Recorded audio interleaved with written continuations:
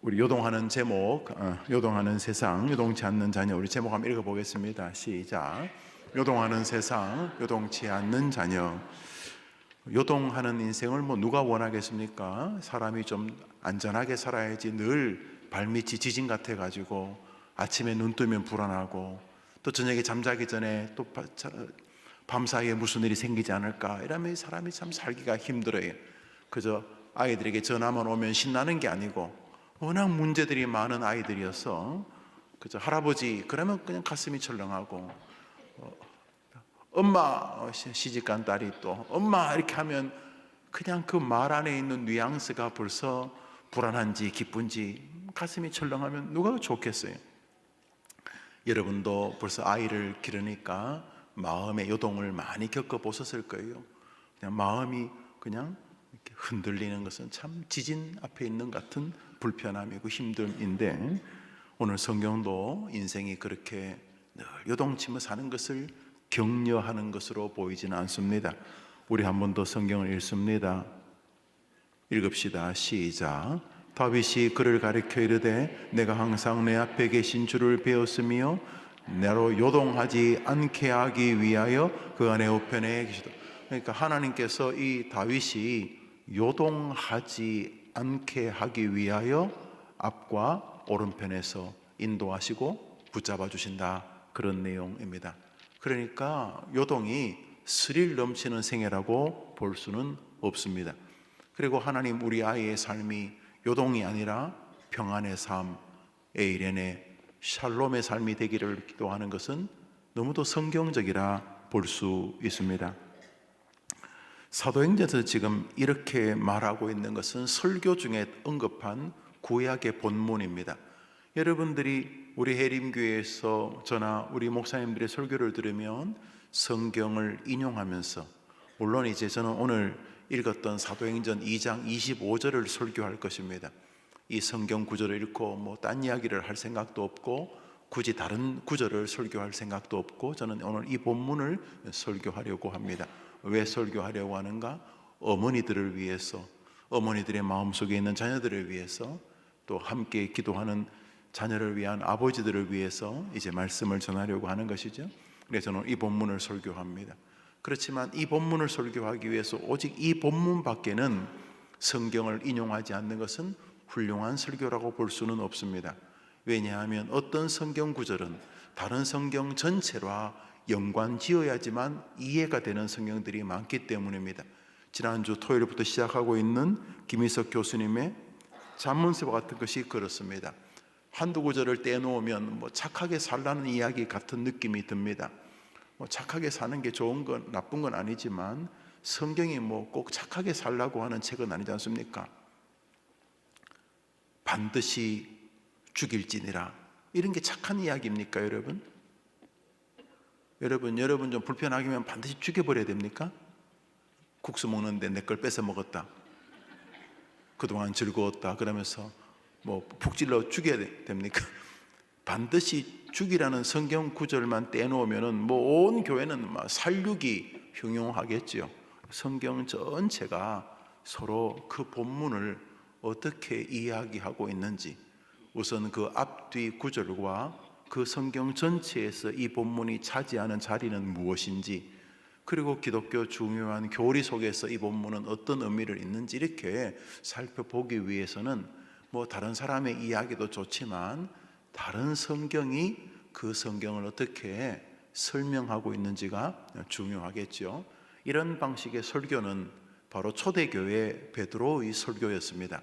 오늘 본문은 베드로 사도께서 설교하시는 내용 중에 언급된 구절입니다. 그러니까 베드로가 다윗의 시편을 인용해서 지금 설교를 하고 있는 것입니다. 이 설교는 오순절 귀한 역사에 쓰임받았던 설교입니다. 그 구절 속에서 다윗이 자신이 요동치 않기 위하여 앞과 옆에 하나님을 의지하였고 그 하나님이 자신을 요동치 않도록 인도해 주었다는 말을 하고 있는 것이죠. 그러니까 베드로는 자신의 성도들에게 요동치 않는 인생에 대해서 설교하고 있는 것입니다. 그들이 교회의 역사의 주역이 되었고 2000년 교회사를 이렇게 복되게 만든 주인공들 아닙니까? 그런 것처럼 오늘 이 아침에 기도하는 어머니들의 마음속에 있는 자녀들의 생이 하나님의 은혜로 요동치 않는 생애가 되기를 간절히 축복합니다. 사도행전에서 베드로가 다윗을 언급하며 요동치 않는 이유가 그가 자신 앞에 있는 하나님을 배웠기 때문이고 그로 요동치 않기 위하여 옆에 그의 오른편에 계시는 하나님을 의지하였기 때문이라고 말하고 있습니다. 저 본문을 사도 베드로가 지어내었는가? 지어내었을 리가 있습니까? 저 본문은 1차적으로 시편 16편을 인용하는 것으로 보여집니다.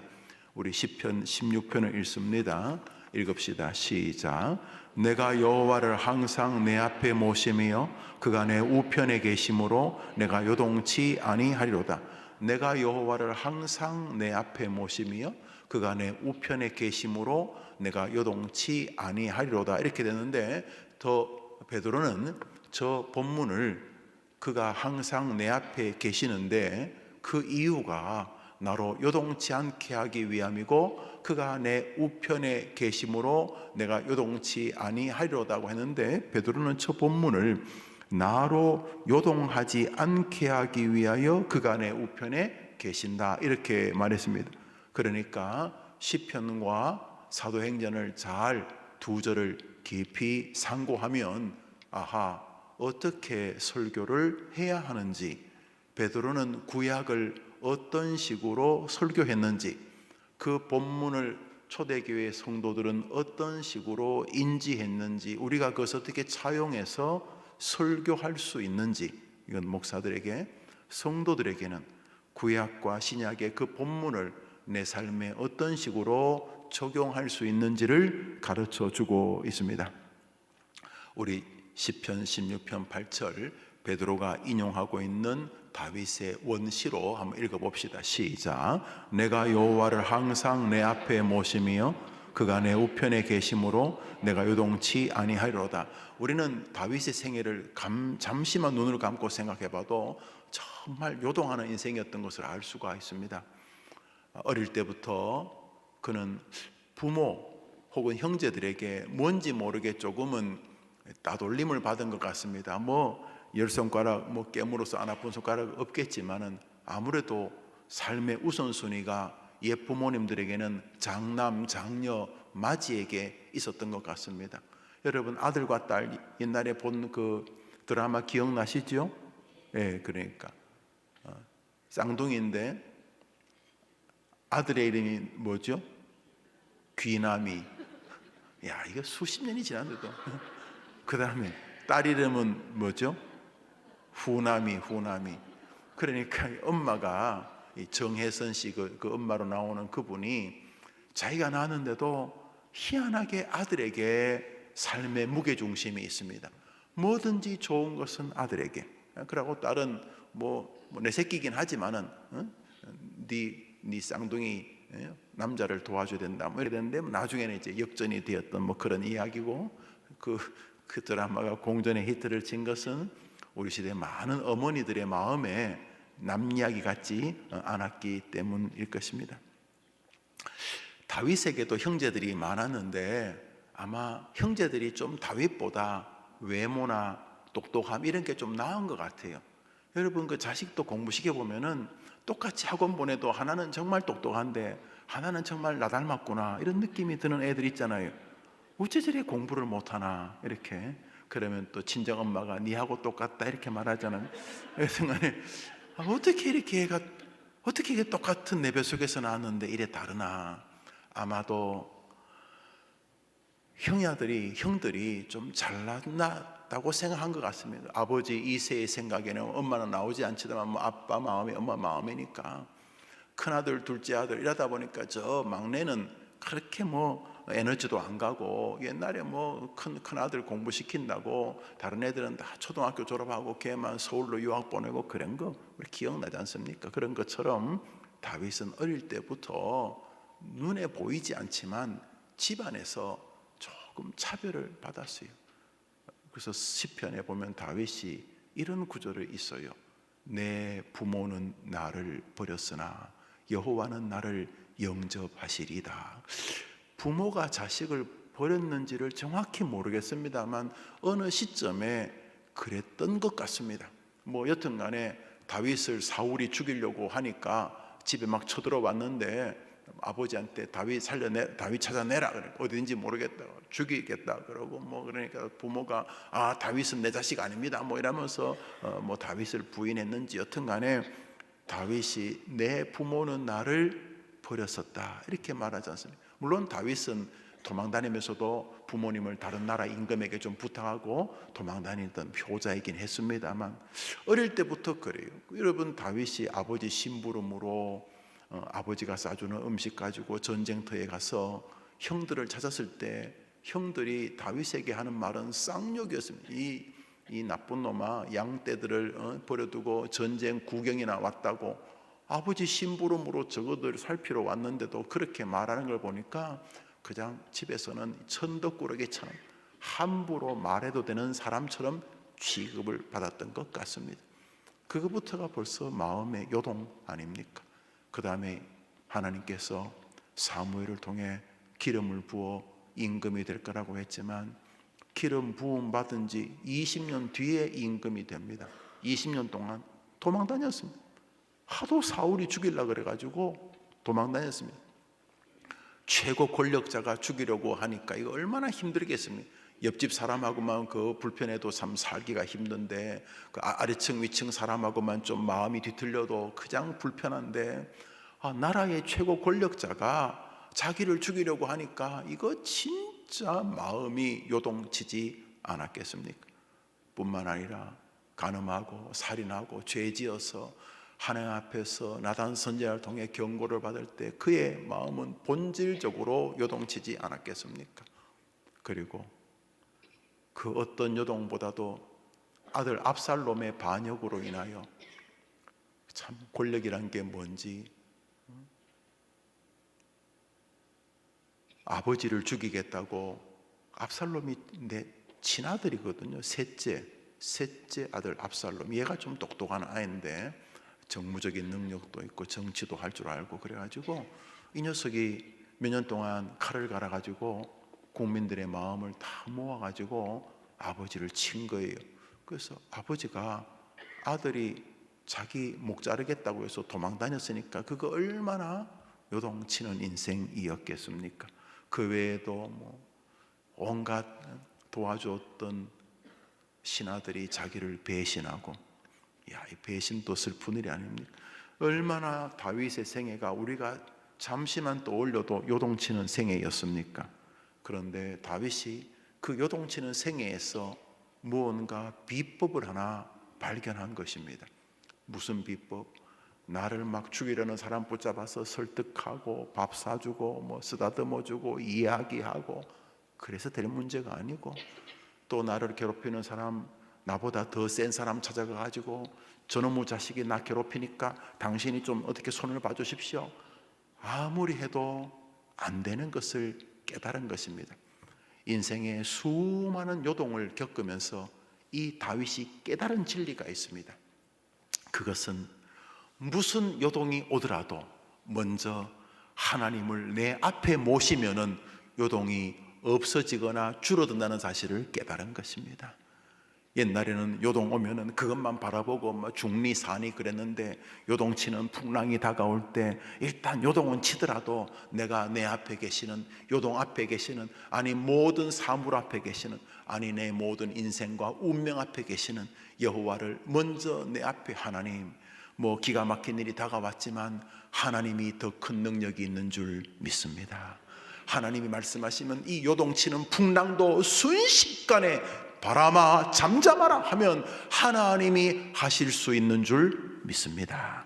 이렇게 다윗이 요동치는 인생을 살면서 깨달은 진리가, 요동 앞에 하나님을, 근심 앞에 하나님을, 다른 사람한테 전화 걸어서 나 좀 도와주시오, 뭐 힘 놔두고 뭐 하시냐, 다른 사람 찾아다니기 전에 먼저 하나님을 내 앞에 모시니까 다른 사람들은 나를 정신 나간 사람처럼 보았지만 희한하게 그 하나님이 자신의 요동을 해결하는 것을 보았던 것입니다. 그래서 오른편이라는 것은 먼저 의지하는 것이죠. 또 오른편은 힘의 상징인데 뭐 왼손이 힘이 더 센 사람도 있긴 있죠. 우리 어머님들은 오른손 왼손 다 힘이 세잖아요. 보편적으로 오른손이 힘이 센데 내 힘은 오른손에 있지 않고 오른손으로 칼을 쥐는 칼에 있지 않고 내 오른편에 계시는 하나님이 내 힘이십니다. 이렇게 하나님을 의지한다는 표현법입니다. 오른손 가지고 보통 뭐 돌멩이라도 쥐고 하는데 다윗이 살면서 내가 쥐어야 될 분, 내가 붙들어야 될 칼은 하나님이시다 이 깨달음. 그랬더니 요동치 않은데 이 베드로는 다윗 입장이 아니라 하나님 입장에서 다윗을 요동치 않게 하기 위하여 하나님이 오른편에 계셨다 이렇게 말하고 있어요. 그러니까 하나님 요동치는 세상 다 알고 계시지만 우리가 당신을 의지하고 붙잡도록 우리 오른편에 계신 줄 믿으면 아멘 해보십시오. 이제 우리 아이들에게 기도해야 될 제목은 바로 이것입니다. 놀랍게도 근심에 충실합니다. 풍랑만 불면 앉아가지고 계속 그 괴로운 풍랑을 묵상합니다. 인간이 나를 왜 이렇게 괴롭혔지? 내가 어떻게 해서 그때 내가 이렇게 안 했으면 계속 하루 종일 풍랑만 묵상을 합니다. 하루 종일 저 인간 어떻게 복수할까? 어떻게 종일 하루 종일 그거를 묵상합니다. 풍랑을 묵상한다고 풍랑이 줄어들지 않습니다. 베드로가 몇 발자국 바다 위를 걷다가 풍랑을 보고 빠져들기 시작합니다. 우리가 말하는 현실의 충실, 뭐 현실을 무시할 필요는 없겠지만 현실에 충실한다고 암이 줄어듭니까? 현실에 충실하니까 없는 돈이 생깁니까? 현실에 충실하니까 부러진 다리가 부습니까? 현실을 애써 부정할 필요까지 없지만 백날 파도를 바라봐야 빠져들기만 합니다. 근심을 주야로 묵상하면 병듭니다. 한번 따라합시다. 마음의 근심은 뼈를 마르게 하거니와. 그러니까 여러분 성경이 그러니까 무조건 뭐 뼈만 마르겠어요. 가장 강한 게 뼈인데 뼈다귀도 뭐 근심의 영향을 받으면 뭐 세포나 뭐 혈관, 암세포 이런 거는 뭐 더 영향을 받겠죠. 그 백날 근심을 묵상해봐야 선한 일이 없지만은 내 무기가 되시는 하나님을 묵상하면 역사가 일어날 줄 믿으면 아멘 해보십시오. 이게 이제 다윗을 통해서 베드로가 우리에게 전하는 설교입니다. 그러니까 저는 지금 다윗의 말씀을 설교한 베드로의 설교를 설교하고 있는 거죠. 뭔 말인지도 모르죠. 제 설교를 지금 잘 들으면 2000년 전 베드로 설교를 지금 듣는 것입니다. 일타쌍피. 누구나 인생에 요동치지 않는 삶을 기대합니다. 여러분들이 그렇게 애써서 없는 돈 애들 학원비로 보내주는 게 뭡니까? 그나마 이게 아이들이 요동치는 세상을 줄여주지 않을까? 공부 못해서 다가올 그 요동치는 인생살이를 조금 내가 줄여주지 않을까? 뭐 그런 거 아니겠습니까? 공부 많이 할수록 인생이 더 요동치고 공부를 많이 할수록 인생이 더 파도 속에 산다면 뭐 하려고 학원을 보내고 뭐 하려고 학교를 보냅니까? 부모님이 그게 그럴지는 모르지만 마땅히 할 것도 없어서 학원을 보내시는 것 아니겠습니까? 그 외에도 아이들에게 나름대로 애는 쓰시겠는데 그 애씀의 목적이 샬롬입니다. 우리가 말하는 행복, 샬롬이라는 말, 헬라어로는 에이레네, 뭐 샬롬, 에이레네 다 좋은 말인데 내용은 평화의 상황입니다. 건강이 뭐예요? 질병 혹은 건강과 평화인 거죠. 넉넉함이 뭐예요? 경제생활, 인간관계의 평안함이죠. 뭐 그렇죠. 믿음이 좋다는 건 뭐예요? 하나님과의 평안한 관계죠. 말 그대로 샬롬입니다. 여러분들이 꿈꾸는 자녀들을 향한 모든 애씀은 바로 이 요동치 않음에 있습니다. 요동은 샬롬의 정반대편에 있기 때문입니다. 성경도 그것을 지지합니다. 샬롬이 이스라엘의 현대 인사고 우리도 그렇게 인사하지 않습니까? 시편 46편을 읽습니다. 읽읍시다. 시작. 하나님이 그 성중에 거하심에 성이 요동치 아니할 것이라. 하나님이 성이란 게 뭐 이렇게 뭐 도성, 뭐 성벽 이런 것도 있지만 우리 개개인이 하나의 하나님의 백성이라는 측면에서 우리도 하나의 성 아닙니까? 우리 안에 하나님이 거하시면 우리가 요동치 않게 되는 줄 믿습니다. 그런데 저기도 보면 하나님이 그 성중에 거하심에 성이 요동치 아니할 것이라고 말하므로 하나님의 임재의 은혜의 판단 결과 중에 하나가 요동이 줄어들거나 요동이 사라지는, 요동치 않음을 볼 수가 있습니다. 시편 62편을 읽어보겠습니다. 시작. 오직 저만 나의 반석이시요 나의 구원이시요 나의 산성이시니. 하나님을 말하는 것입니다. 하나님이 내 반석과 구원과 내 든든한 산성이 되시니까 결과적으로 뭐라고요? 내가? 그러므로 요동치 않는다는 것은 하나님이 주시는 은혜의 현실입니다. 은혜가 우리에게 왔을 때 다가오는 결과물입니다. 여러분, 인생이 막 절망적입니다. 하루하루 아침에 눈 뜨는 게 싫어요. 그냥 오늘 그냥 눈을 안 뜨고 어제 밤에 힘들어 잤지만 눈 떴으면 하늘에 도착해 있고 싶었는데 아침에 눈을 뜹니다. 또 꿈속에서도 시달렸겠지만 아침에 눈 뜨니까 오만상 걱정거리가 다시 다 살아나서 내게로 밀려옵니다. 내 마음이 막 요동요동칩니다. 애도 그렇고 뭐 친정 부모님도 그렇고 시부모님도 그렇고 뭐 여튼간에 회사도 그렇고 건강도 그렇고 그냥 인생이 막 요동을 치며 이래도 안 되고 저래도 안 되고. 그래서 그날도 투벅투벅 교회를 왔습니다. 저 뒷자리에 앉아가지고 예배를 드립니다. 뭐 그 예배가 그 예배죠. 오늘은 목사가 또 와이셔츠를 안 맸네. 뭐 그 정도지 뭐. 왜 안 맸냐 하면 안 매니까 아줌마들이 좋아하더라고. 아마 요것도 약간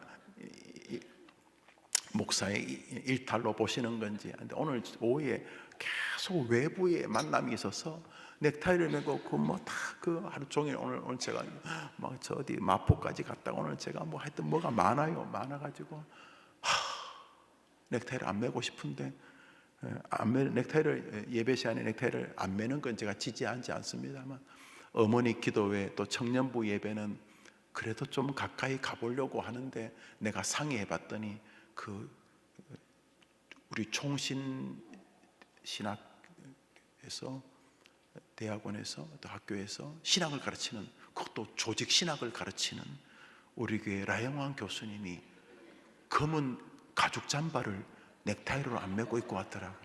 그게 내가 큰 위로가 돼가지고 그래서 내가 어머니 기도에는 한 달에 1년에 한 번 정도는 좀 편한 복장으로 설교해도 되겠다 이런 생각을 갖게 되었어요. 여러분도 괜찮으시죠? 그봐 괜찮잖아요. 여튼간에 오늘 와보니까 뭐 달라진 게 하나도 없어. 뭐 목사가 뭐 넥타이 맸나 안 맸나 그 정도로. 그런데 예배 도중에 하나님이 내 안으로 들어오시는 것이 느껴집니다. 그러는 순간 그대로예요. 뭐 예배드린다고 암이 사라졌겠어요? 예배드린다고 감옥에 있는 그 아들이 나왔겠어요? 예배드린다고 아픈 친정어머니가 나았겠어요?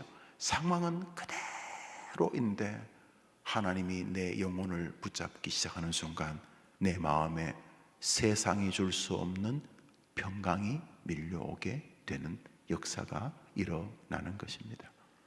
그러면 그 평강이 거의 모든 문제를 해결해 가기 시작합니다. 감옥에 있는 아이가 그렇게 몇십 년 동안 훈육했는데도 안 되는데 감옥에서 몇 개월, 몇 년 있는 동안 부모가 그렇게도 원하던 영적인 사람으로 돌아서는 역사가 나타난다든지, 친정어머니가 질병을 통해서 딸과 맺었던 수많은 어려운 갈등의 시간들이 해결되어진다든지, 예수를 영접한다든지, 여튼간에 하나님이 개입하시면 우리 요동치는 인생은 평강 샬롬으로 변하는 줄 믿습니다. 오늘 시편 기자가 그리고 베드로가 그것을 말하고 있는 것입니다. 하나님이 내 안에 거하시면 내가 요동치 아니하리로다. 여러분들이 자녀들에게 첫 번째로 알려줘야 될 것은 이것입니다. 아들아, 딸아, 너가 꿈꾸는 자리에 승진하면 승진할수록 너를 요동치게 하는 세상은 더 두껍게 너를 달려들며 무겁게 너를 짓누를 것이다. 네가 하고자 하는 일에 도달할수록 더 좁은 문과 더 많은 경쟁자들을 만날 것이고, 다른 사람뿐만 아니라 너 스스로의 한계 때문에 너가 날마다 요동치는 삶을 살게 될 것이다. 네 생각에는 어제보다 내가 좀 더 무언가 지혜를 집어넣고 인간관계를 좀 더 넓히면 요동치 않을 것이고, 지금 가지고 있는 돈보다 동그라미가 몇 개 좀 더 붙어서 통장이 더 넉넉하면 요동치 않을 것처럼 보이지만 아니란다. 고관 대작들의 삶도 요동치는 인생이었단다. 요동칠 수 않는 인생은 주 하나님이 너 안에 임재하시면 너가 요동치 않게 될 것이란다. 왜? 오직 주님만이 나의 반석과 산성이시기 때문에, 그가 내 안에 거하셔야지만 내가 요동치 않다, 성경이 말씀하시기 때문이다. 아들아, 하나님을 의지해야 된다. 하나님을 붙들어야 된다. 무슨 일이 다가왔을 때 네가 그 문제를 앞만 쳐다봐도 해결은 안 되지만 하나님을 바라보면 역사의 주인공이 되게 해 주실 것이다. 베드로가 풍랑을 바다보고 바다에 빠져들었지만 다시 주님을 바라보는 순간 그가 건짐을 받았던 것처럼 주님을 바라보고 살아라. 주님을 바라보고 살아라. 주님을 의지하고 살아라. 네 안에 주님을 모시면서 살아라. 그것이 요동치 않는 인생을 사는 유일한 길이란다. 이렇게 알려주는 어머님들 되시기를 바랍니다. 그러면 주님을 바라보고 주님을 의지한다는 말은 참 좋은 말인데 무척이나 구체적이지는 않는 듯 합니다. 그러면 늘 주님을 내 앞에 모시고 늘 주님을 붙잡고 사는 삶은 어떤 것입니까? 우리 시편 55편을 읽읍시다. 시작. 내 짐을 여호와께 맡겨버려 너를 붙드시고 의인의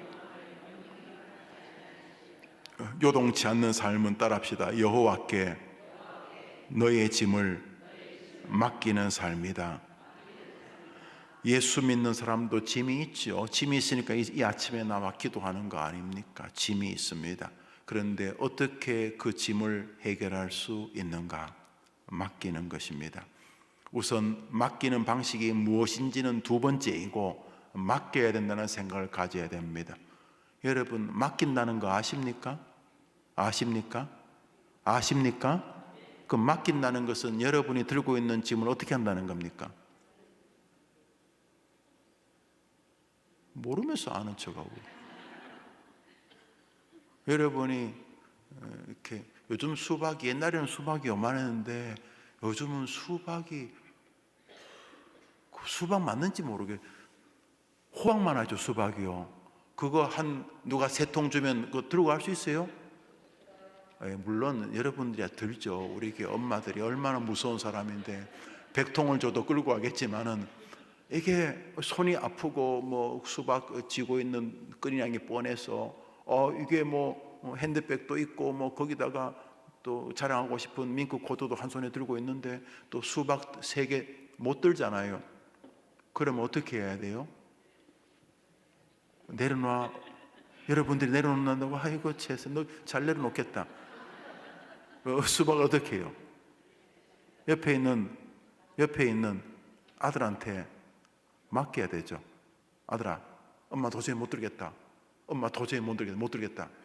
그래서 그러면 주세요 하고 아들이 수박 3개를 들고 오죠. 이제 더 이상 짐이 내 손에 있지 않죠. 근데 맡기는 건 뭐예요? 아들에게 넘기는 거죠. 안 맡기는 건요, 말로만 아들아 좀 들어주라, 아들아 좀 들어주라 하면서 집까지 왔어. 집까지 왔다니까. 아들아 좀 들어달라고 하면서 계속 집까지 왔어. 너 짐이 있는 것은 나쁜 거 아니다. 마음의 짐도 있고 원한의 짐도 있고 고통의 짐도 있고 짐이 있지. 뭐 돈도 짐이고 하여튼 간에 살다 보면 가난도 짐이고 짐이 있지. 근데 짐을 따라합시다. 여호와께 맡겨버리라. 요동치 아니하리라. 한번 더 합시다. 너의 짐을 여호와께 맡겨버리라. 맡긴다는 말은 그쪽으로 넘기는 것입니다. 그게 요동치 않는 인생입니다. 이제 저는 여러분들에게 자녀들에게 요동치 않는 생애는 얘들아 네 마음에 주님을 모셔드려야 된다. 진짜 너 주님을 의지해야 된다. 첫 번째.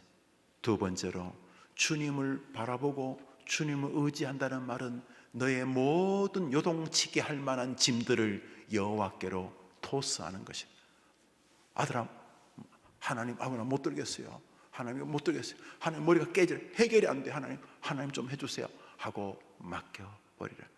그래서 요동치 않는 것은 하나님께 짐을 맡기는 것이라고 말하고 있습니다. 결국 요동치 않는 인생은 그분을 내 안에 모시고 그분을 의지하며 그분에게 내 짐을 맡기는 삶인 것을 알 수가 있습니다. 그러면 맡긴다는 말은만 이제 이해를 하면 될 듯 합니다. 믿을만 하니까 맡기죠, 여러분. 믿을만 하니까 맡기는 거 아닙니까, 여러분? 제가 이제 운동을 좀 이렇게 해야 되겠다 싶어서 이제 탁구를 좀 치는데 얼마 전에 탁구장에 갔더니 그 앞면에 있는 아줌마가 막 정신없이 왔다 갔다 하더라고요. 그래서 제가 어떤 일이냐고 했더니 금목걸이를 잃어버렸대요. 뭐 탁구장에서 잃어버릴 리가 없죠. 뭐 탁구가 무슨 그렇게 레슬링도 아니고 분명히 내 생각에 어디서 핸드폰 자랑하다가 흘렸을 거야. 뭐 아닐 수도 있지만 여튼 간에 안 잃어버리는 방법이 뭐예요? 꼭 관장님에게 코치한테 맡기는 거죠.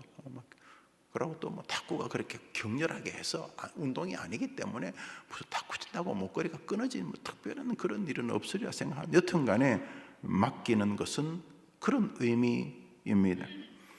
자, 그런데 맡긴다는 말을 알 듯한데 사람에게 맡긴다는 말은 뭐 다 이해가 되는데 하나님께 맡긴다는 말은 무엇을 말하는 것인가? 야고보서를 같이 한 장 읽습니다. 읽읍시다. 시작. 오직 믿음으로 구하고 조금도 의심하지 말라. 의심하는 자는 마치 바람에 밀려 저기는 이제 요동하는 물결은 좋은 게 아니죠, 그죠? 그러니까 하나님께 맡기지 않으면 저렇게 계속 요동하다 죽는다는 거 아닙니까? 죽을 때까지 계속 요동하다가 죽는다는 거 아닙니까? 우리에게 김동순 권사님 늘 우리 성찬식 떡을 하던 어른이 이제는 조금 약해져서 이제 나이가 그렇게 많으시는 건데 며칠 전에 넘어지셔서 고관절 뼈가 이제 부러지셨어요. 그래서 제가 이제 전화를 따님하고 전화하고 어제 늦게 이제 수술 마치고 들어오셔서 목소리는 나보다 더 건강해. 그래서 웃으면서 기도해 드렸어요. 곧 봅시다 이렇게 말해요. 그 얼마나 웃었는지 몰라요. 그래요. 넘어지는 거 조심해야 돼. 고관절 부러지는 거 굉장히 위험한데 그래도 수술이 잘 됐다니까 참 고마운 일입니다. 여기 보면은 말이죠, 요동하는 인생은 사람이 넘어지고 뭔가 잘못 걸었으니까 넘어지고 부서지고 이렇게 한다는, 요동하는 것은 좋은 일은 아님이 틀림없어요. 성경이 요동의 이미지를 그렇게 우호적으로 쓰지 않죠. 뭔가 잘못하면은 요동하는 인생처럼 된다는 거죠. 그러니까 잘하면 된다는 거죠. 잘하는 게 뭐예요? 한 번 더 하시죠. 오직 믿음으로 뭐 하고요? 그러니까 하나님께 맡긴다는 말을 성경 기자들은 어떤 식으로 인지하고 있는 거죠? 하나님께 기도하는 것으로 인지하고 있음이 분명합니다. 그러므로 기도하지 않는 자식들에게는 이 목사의 설교가 그냥 구름 잡는 이야기입니다. 자신의 문제를 하나님 앞에 기도로 맡기지 않는 자녀들에게는 좋은 이야기일 뿐입니다. 그러나 하나님의 전능하심을 믿고 그 전능하심, 자기 아들 예수까지 죽일 만큼 나를 향한 사랑의 그 진지하신 그분의 사랑을 신뢰해서 오직 하나님께 자신의 앞길을 맡기는 기도로 사는 사람은 요동치 않는 생애가 되는 줄 믿습니다. 첫 번째, 저는 아이들에게 얘야 하나님 모시고 살아야 된다. 얘야 하나님 너 지금 돈 의지하지. 너 그 이번에 그 시험 붙으면은 그 레텔 그 자격증 일명 사자 그런 건 네 직업 그거 그 자격증 그거 원하지. 뭐 하여튼 너는 그거 쥐면 네 인생 열린다고 생각하지. 얘야 네가 쥐어야 될 분은 네 오른편에서 자기를 쥐기를 바라는 하나님이시란다. 하나님이 나로 요동치 않기 위하여 내 오른편에 계시도다. 주님도 스탠바이 하고 계신다. 그러니까 얘야, 주님을 모셔드리고 주님을 네 힘으로 삼아야 된다. 이렇게 말해야 된다. 그래 엄마, 그럴게요. 그런데 주님을 모셔드리고 주님을 내 힘으로 삼는 게 뭐예요? 그것은 네가 주님께 네가 하나님께 기도하면서 네 모든 문제를 하나님 인정하고 하나님 능력을 신뢰하고 하나님께 간절한 마음으로 하나님의 능력을 온전히 믿는 믿음을 기도로 사는 삶이다 라고 말해 주어야 하는 것입니다. 기도할 수 있는데 왜 염려하십니까? 초등학생이든 중학생이든 고등학생이든 50살 60살이든 여러분의 자녀가 하나님을 모시고 하나님을 의지하고 하나님으로 자기 힘을 삼고 그래서 자신의 모든 요동치는 문제를 만날 때마다 하나님께로 기도로 맡기는 자녀들 되기를 축복합니다. 시편 읽었던 저 본문은 그것을 믿음으로 봅니다. 지금 제가 한 말을 조금 더 의심하지 않고 믿음으로 그렇게 하는 자를 하나님은 요동치 않는 생애로 인도해 주시겠다는 것입니다. 다윗이 인생을 살면서 깨달은 것입니다. 그래, 내가 이래도 해보고 저래도 해보고 내 별 곤모 술수를 다 부려봤는데 결론은 여호와를 의지하는 것만이 길이었다. 주님을 의지할 때만이 돌아보니 완전한 신뢰 안에 있었다. 설교를 준비할 때마다 늘 그런 생각을 합니다. 어디까지 준비하면 나도 완전한 설교를 할 수 있을까? 뭐 이창호라는 사람이 자기는 죽기 전에 완전한 바둑 한 판만 떠봤으면 좋겠다. 그게 무슨 말이냐니까 내가 볼 때는 그 친구 늘 완전하게 뜨던데 뜨고 나면 늘 뭔가 아쉬운가 봐요. 완전한 바둑이 있는지 모르겠습니다만 로이 존스 목사님도 그런 말씀 하셨거든요. 온전한 설교를 해보고 제가 볼 때 로이 존스 목사님 설교는 정말 탁월한데도 불구하고 온전한 설교를 무슨 말인 듯 알 듯해요. 설교 준비에 시간을 많이 쓰는 편입니다. 뭐 다른 분도 그러겠지만 저는 그러는 편입니다. 시간이 나면 그 시간을 많이 씁니다. 뭐 교회에서든 집에서든 그렇게 말씀 준비를 하는 것을 기뻐합니다. 저도 즐겁고 마음속에 여러분에게 설교하는 시간도 즐겁지만 설교를 준비하는 시간도 주님과 나와의 시간이니까 즐겁고 그렇게 하면서도 어디까지 준비하면 온전하게 준비했다고 말할 수 있을까? 한편 설교 주면 뭐 제가 볼 때 이래서 따지면 한 20시간 정도 들 것 같아요. 뭐 로이 존스 목사님은 설교 시간 당신은 설교 준비하는 시간이 얼마나 걸리냐니까 그때가 64살인데 있었는데 설교 한 편 준비하는데 64년 걸립니다. 이렇게 말했다던데 무슨 말인지 알 거는 같습니다. 저는 그래서 시간을 이렇게 그럼 20시간에 50시간을 준비하면 더 완벽한 설교가 될까? 완벽할까? 완전할까? 아닌가 합니다. 그런데 경험합니다. 어떤 설교가 귀한 설교냐? 하나님을 의지하는 설교가 가장 귀한 설교입니다. 하나님이 개입해 주시는 설교가 가장 탁월한 설교입니다. 여러분 동감하시겠죠? 여러분의 아이들의 인생도 마찬가지입니다. 하나님을 의지하는 생애가 가장 온전한 생애인 줄 믿습니다. 그것은 자신의 요동하는 문제들을 하나님께 진심으로 구하는 인생입니다. 한 번 더 읽습니다. 오직 시작. 오직 믿음으로 구하. 조금 더 의심하지 말라. 요동의 이미지를 성경은 지지하지 않습니다. 요동은 즐거운 게 아닙니다. 그 요동에서 오는 스릴이 아닙니다. 주님은 우리가 샬롬을 원하고 에이레네의 삶을 기대하고 계십니다. 결국 요동치 않는 생애는 하나님을 온전히 인정하지 아니하고 온전히 자신의 문제를 하나님께 기도로 아뢰지 않는 생애입니다. 반대로 요동치 않는 인생은 하나님을 자신 앞에 모시고 날마다 하나님으로 자기 힘을 삼고 그래서 그 하나님께 자신이 요동할 만한 주제들을 날마다 하나님의 능력 앞에 내려놓는 인생인 것을 알 수가 있습니다. 봄이 옵니다. 이 봄 우리의 아이들이 영원히 그의 심령이 새싹이 돋는 봄처럼 하나님을 의지하는 믿음으로 다시 살아나게 되기를 바랍니다. 그 자체가 복입니다. 그 자체 지금 이렇게 말하고 있는 이거 하나님을 내 앞에 모시고 하나님을 내 오른편에 칼, 검, 이분을 내 힘으로 삼으려고 하고 그것이 하나님 앞에 내 모든 요동치는 문제들을 진심으로 의심하지 않고, 뭐 하나님의 전능함을 의심하지 않고, 또 하나님의 사랑, 자기 아들까지 죽이시는 하나님의 사랑을 의심하지 않고 하나님께 내 요동칠 만한 문제들을 아뢰는 이 과정이 응답이 되지 않아도 이 과정 자체가 복이라고 믿으면 아멘 해보십시오. 아이들은 결과를 기대합니다. 엄마 기도해봐야 별 소용없어. 아니야 아들아, 기도하면 반드시 응답하시지만 지금 네가 이 마음을 가지고 이렇게 하고 있는 그 자체가 복이란다. 성경 말씀 시편 146편을 읽습니다. 시작.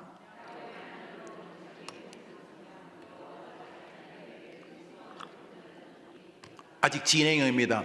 야곱의 하나님으로 자기 도움을 삼으며 지금 말하는 거죠.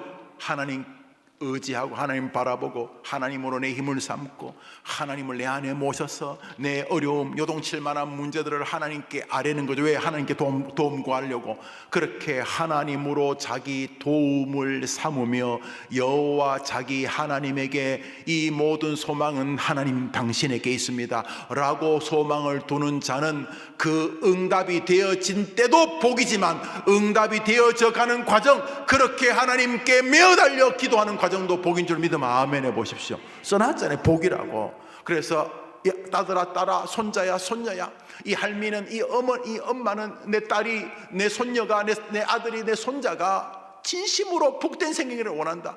엄마 지금 너무 힘들어요. 아니야, 네가 원하는 거 분명히 그렇게 돼 있을 거야. 아마 더 잘 돼 있을 거야. 그러나 지금 네 생각에는 뭔가 좀 불안하고 자리도 안 잡히고 불안전하고 안전치 못한 것처럼 보이지만은 네가 하나님을 네 앞에 모시고 하나님을 네 힘으로 삼고 하나님을 네 안에 모신 그분께 기도하면서 네 요동할 문제를 아뢰는 이 과정 자체가 복이기 때문이다.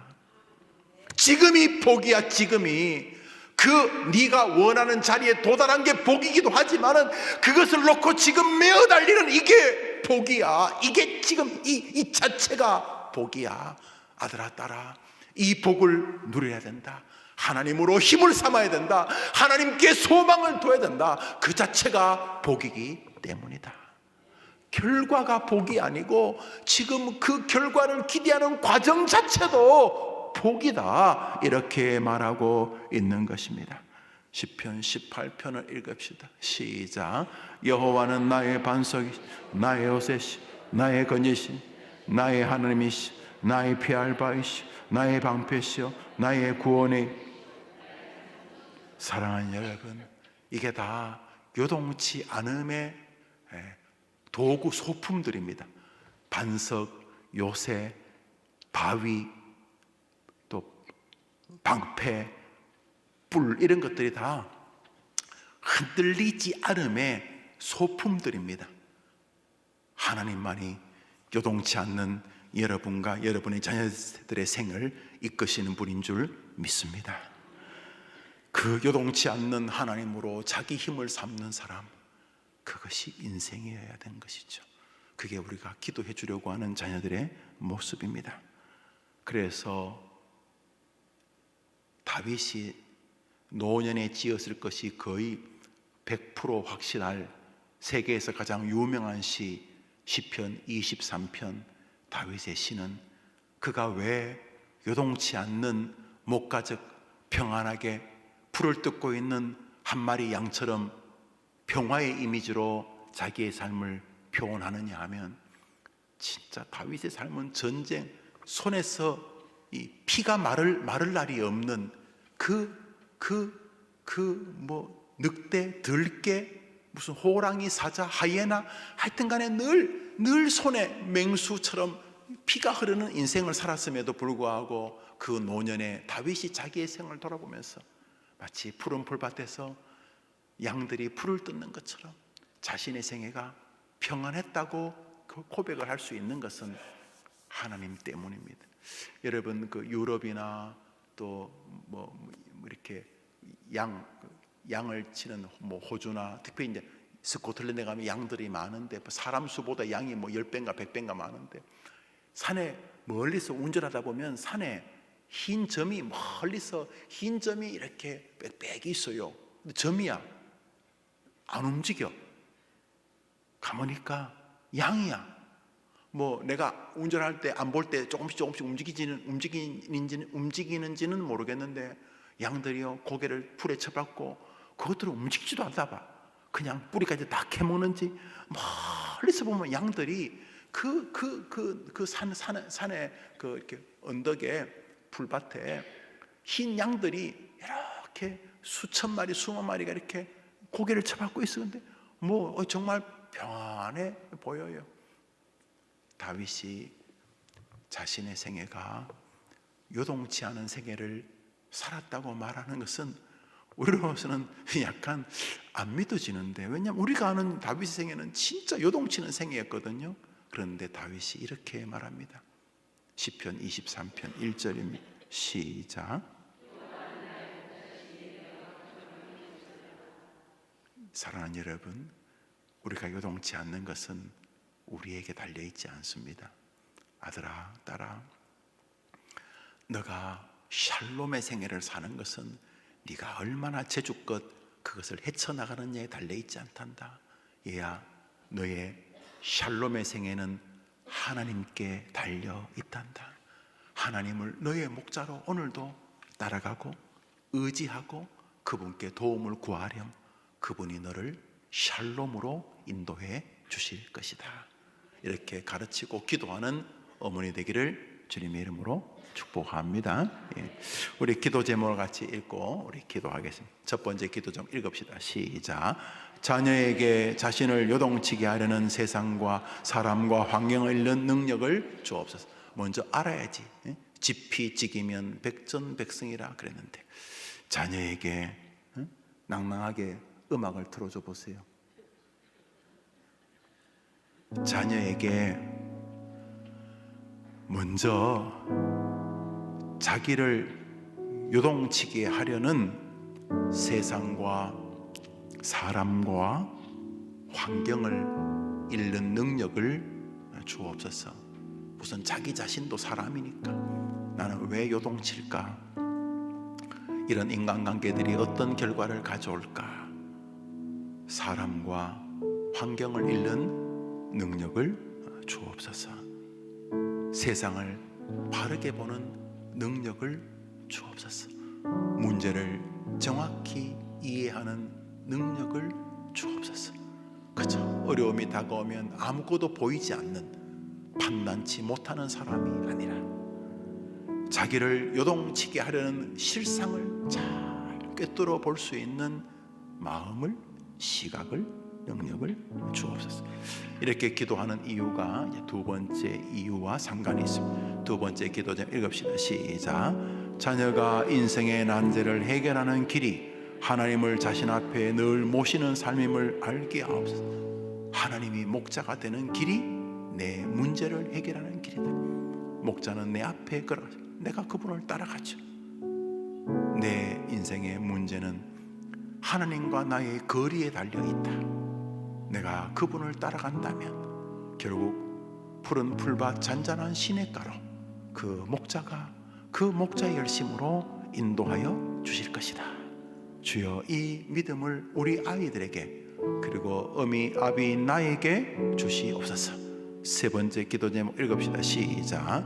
자녀가 하나님을 자신 앞에 모시는 일이 기도임을 분명히 알고 늘 하나님께 기도로 묻고, 자녀가 하나님을 자신 앞에 모시는 일이 기도임을 분명히 알고 하나님께 기도로 묻고 기도로 나아가게 도와 주옵소서. 기도의 깊은 세계, 장난 비슷한 기도 말고 정말 하나님의 말씀하시는 하나님의 전능하심의 신뢰와 하나님은 자신의 한계를 인지하고 하나님을 의지하는 겸손한 기도로 나오는 사람을 은혜 주시고 긍휼히 여기시는 것을 기억하고 기도로 우리 아이들이 자신의 앞길을 맡기게 하여 주옵소서. 네 번째 기도 제목 시작. 자녀가 이러한 요동치 않는 믿음 안의 인생길에 대한 이해를 가진 동력자인 나는 그러는데 사람들은 앉아가지고 계속 걱정만 하고 나는 주님 의지하려고 하는데 옆에서 깐죽거리면서 기도한다고 되냐 이라고, 하나님 믿는다고 되냐, 하나님 살아계시면 네가 다리가 부러지냐 이러면서 하나님에게 요동치 않는 믿음의 인생의 법칙이 있다는 것을 성경에서 믿고 설교를 통해 듣고 엄마 아빠를 통해 받았는데, 주변에는 저거와 정반대인 영적인 악인들, 다시 말해 요동은 내가 해결해야 된다, 내가 해결 못하면 난 죽어버려야 된다, 이런 식으로 인생의 요동치는 문제를 지가 해결하고, 혹은 뭐 권모 술수 이런 것 가지고 해결하는 그 주변 사람들이 있으면 애들이 그쪽에 물들지 않겠습니까? 하나님, 자녀에게 이러한 요동치 않는 믿음 안의 인생길에 대한 이해를 가진 그런 동력자, 그런 배우자, 그런 부모, 그런 친구, 그런 교회, 그런 동료들이 있도록 우리 아이에게 만남의 복을 주시옵소서. 이거 너무너무 중요한 것이, 너무너무 중요한 것이. 다섯 번째 기도입니다. 시작. 자녀에게 배움의 즐거움을 주어서 배우는 일도 하나님의 영광을 위한 일임을 알게 하옵소서. 공부하는 아이들에겐 더더욱 그렇고, 그 외에도 신앙도 배움이죠. 날마다 배우는 자세가 중요한 거죠. 인생이 다 그렇습니다. 배우는 자세를 가진 사람은 성실합니다. 나이가 들어도요, 뭔가 배우려는 사람은 건강합니다. 배우려는 사람은 겸손합니다. 주님, 우리 아이가 어릴 때부터 학교에서부터 학원, 가정, 교회, 나이가 초중고, 대학, 중년, 노년이 되어도 늘 이렇게 배움에 대한 갈망. 지난 주간에 우리 김혜석 교수 와서 구약 성경을 말하는데 아주 좋더라고요. 유익하고 또 재밌게, 즐겁게, 그리고 중요한 인사이트도 알려주고, 자꾸 지난주에도 많이 모였던데 이렇게 공부할 수 있다는 거, 배운다는 거 너무너무 귀한 거예요. 성경도 뭐 한두 번 읽으셨겠지만 그런다고 여러분의 믿음이 좋으냐? 아닌 거 여러분 더 잘 아실 거예요. 지난주에 김석 교수, 그분은 저희가 구약 시가서로 박사 논문을 받았는데, 이만큼 했으면 자기도 성경을 좀 알 것 같은데 성경을 보면 볼수록 더 겸손해지고, 성경을 보면 볼수록 내가 성경을 안다는 말을 할 수가 없다고 말하는 거예요. 그 똑똑한 사람이 겸손으로 하는 말이 아니, 그 성경의 그 풍성한 세계, 저도 성경을 읽으면 읽을수록 이 풍성한 세계를 보게 되는데, 하나님, 우리 아이가 그렇게 세상과 학문과 하나님의 말씀과 인생에 대해서 자꾸 배워가는 것을 기뻐하게 하여 주옵소서. 특히 공부하는 아이들에게도 공부가 하나님의 일인 것을 알고 공부하는 일도 믿음 안에서 가치롭게 잘 감당하게 도와주옵소서. 마지막으로 여러분 각자가 자녀들을 위한 기도를 드립니다. 각자의 자녀들을 위해서 기도합니다. 자, 1번부터 6번까지 기도 제목이 저렇게 있습니다. 기도 제목을 보여주기 전에 여러분 자녀들의 이름을 한번 화면에 띄워줘 보십시오. 여러분 자녀들의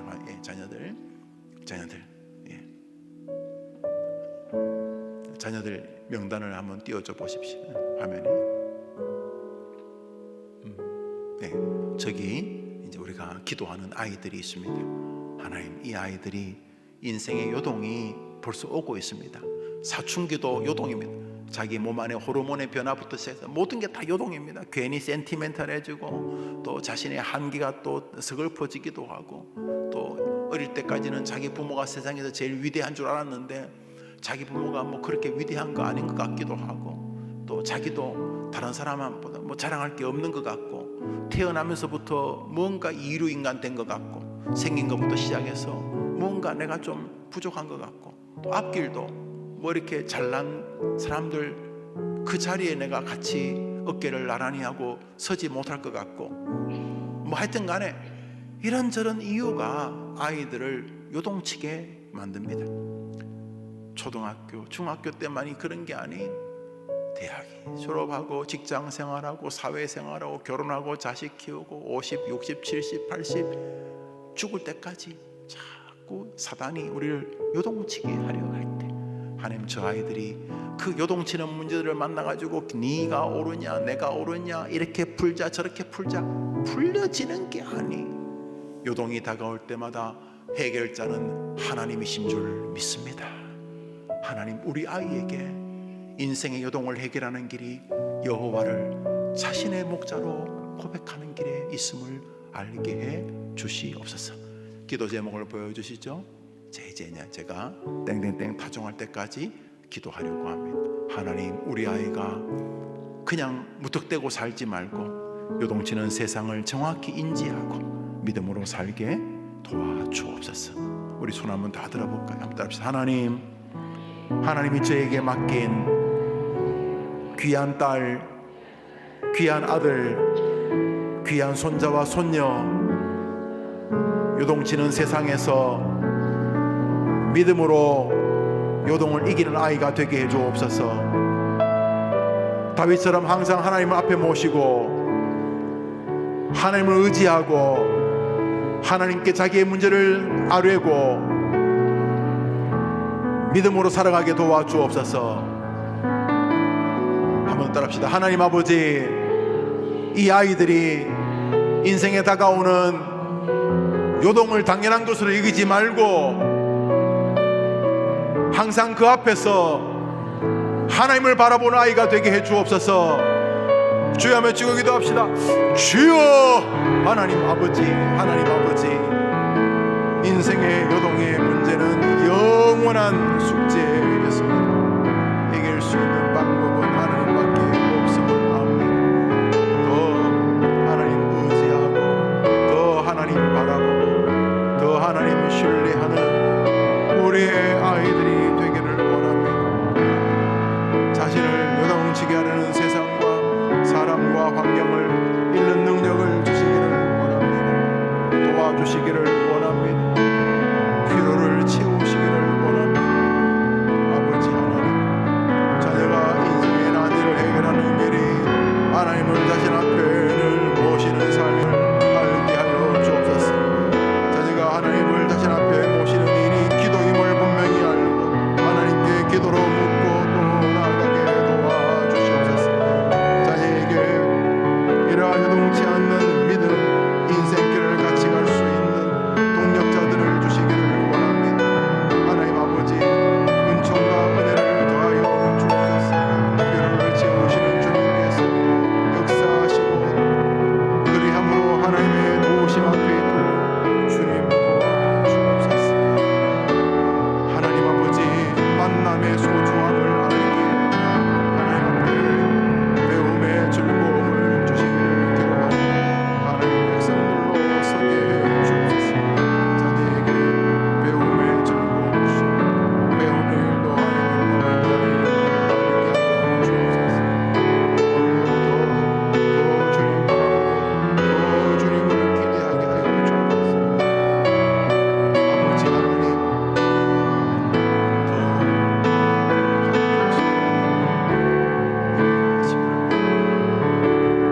벌써 초등학생인데 아이가 요동치는 인생, 중학생인데 아이가 요동치는 인생에서 이제 고등학생 인생이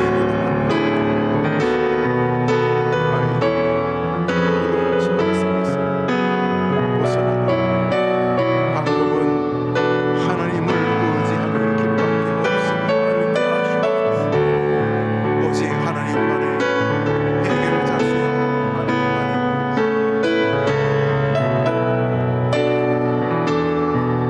오직 하나님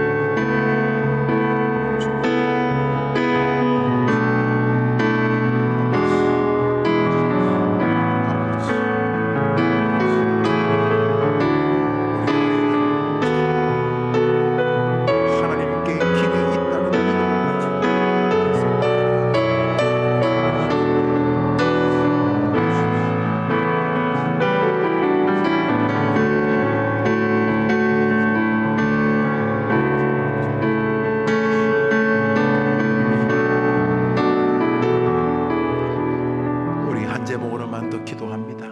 자, 이런 일들이 아이의 마음에 닿아가기 위해서는 계기가 필요합니다. 하나님께 길이 있구나, 하나님께 맡겨야 되는구나. 그 길은 크게 말씀과 기도를 통해 오는데, 이제 기도하는 것과 더불어 아이들이 설교와 자신이 성경을 읽을 때에 그런 일이 벌어집니다. 그래서 성경 읽는 것이 너무너무 중요합니다.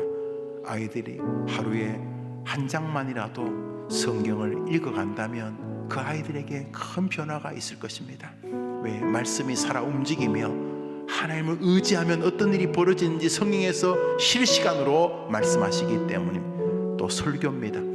제대로 된 설교는 아이들의 마음을 변화시킬 수 있습니다. 우리 마지막으로 하나님, 요동치 않는 생애를 잘 살기 위해서는 반드시 하나님 말씀에 우리 아이들이 한번 부딪히는 시간이 필요한데, 우리 아이가 설교 들을 때, 말씀 읽을 때 그런 역사가 일어나도록 하나님 우리 아이에게 성경을 읽는 기회를, 계기를 주옵시고, 말씀 들을 때 역사가 일어나는 역사가 아이들에게 나타나게 도와주옵소서. 주여, 우리 아이가 말씀과 만나는 은혜가 있게 도와주옵소서. 이 시간 제목으로 마지막으로 기도합시다.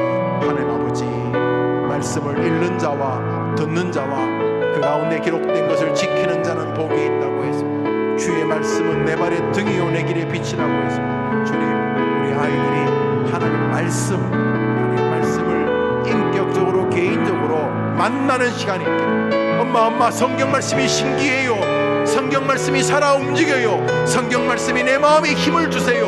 이런 일이 우리 아이들에게 나타나도록 도와주시고, 설교가 우리 아이들을 변화시킬 수 있도록 도와주옵소서. 그렇게 하나님의 역사를 주시기를 원하고 주님 붙잡아 주옵소서. 주님 도와주옵소서. 말씀 생활, 부모님들이 먼저 모범을 보이게 도와주시고, 말씀 생활에 우리 아이들이 체험의 역사가 있도록 도와주옵소서. 말씀이 자신의 앞길을 인도하는 것을 꼭 보게 하여 주옵시고, 예수님 이름으로 기도합니다. 아멘. 하나님 아버지, 오늘은 우리 사랑하는 아이들이 인생을 살면서 만나고 있고 또 만나게 될 풍랑이는 요동치는 삶에 대해서 같이 기도를 드렸습니다. 하나님은 우리가 하나님을 신뢰하지 않기 때문에 벌어지는 요동치는 삶을 원하지 않으심을 보여주심으로, 요동치 않는 생애가 우리가 하나님과 함께 걸어가야 될 인생길임을 알게 해주셨습니다. 하나님, 인생이 다 그런 거지. 슬프면 요동치고, 돈 없으면 요동치고, 몸병 들면 요동치고, 끊임없이 요동치다가 죽는 게 인생이지, 세상 사람들처럼 그런 말 하지 말고 요동치는 일이 다가올 때마다 하나님을 바라보고 하나님으로 힘을 삼고 하나님께 기도하고 하나님을 의지하면서 하나님이 주시는 평강을 맛보는, 요동과 평강이 늘 쌍을 이루어서 요동치려고 할 때마다 말씀대로 순종해서 평강을 누리는 우리 아이들이 되게 해 주옵소서. 예수님 이름으로 기도합니다. 아멘.